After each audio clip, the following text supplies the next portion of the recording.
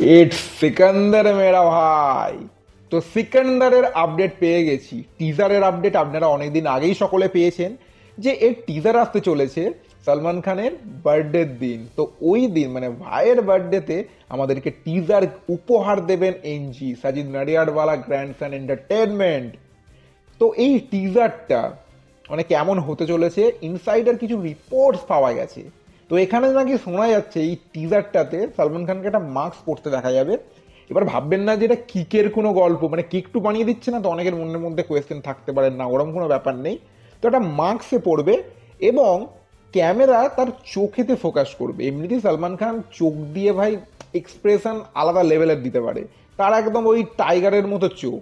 তো চোখ দিয়ে যখন এক্সপ্রেশন দেবে, দেখুন ভাবুন শুধু ওই সিনটা কি হতে চলেছে। এবং শুধুমাত্র সেম মাস্ক পরে থাকবে না, তার সাথে আরো 5জন জয়েন হবে যারাও মাস্ক পরে থাকবে। মানে আমি শুধু বুঝতে পারছি না এরা অ্যাকচুয়ালি টিজারটা বা এয়ার মুরগাটাস মানে মুরগা কি কুক করেছে, মানে বুঝতেই পারছি না। মানে ভীষণ এক্সাইটেড হয়ে যাচ্ছে দিনের পর দিন। কারণ ভাবুন এখানে মাস্ক কেন আসছে, এবার অনেকে বলবে মাস্ক দিয়েই প্রেজেন্ট করতে হবে, বেবি জন্য মাস্ক ওরকম দেখছি ফেটে বেরোচ্ছে চোখ। এবার আমাকে যদি জিজ্ঞাসা করেন, আমার মনে হয় এখানে একটা কারণ হতে পারে, এক তো ইউনিক করতে চেয়েছে, দ্বিতীয়ত এই সিনেমাটা অনেকটা ইমোশনাল স্টোরি এবং এখানে বিজনেসের দিকও অনেক কিছু আছে।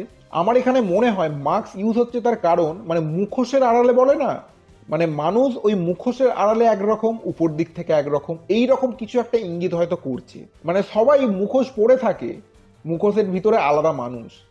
এবার প্রত্যেকটা মুখোশ হয়তো আলাদা আলাদা ধরনের হতে পারে, প্রত্যেকটা আলাদা আলাদা ক্যারেক্টারকে ইঙ্গিত করবে, এরকমও তো হতে পারে।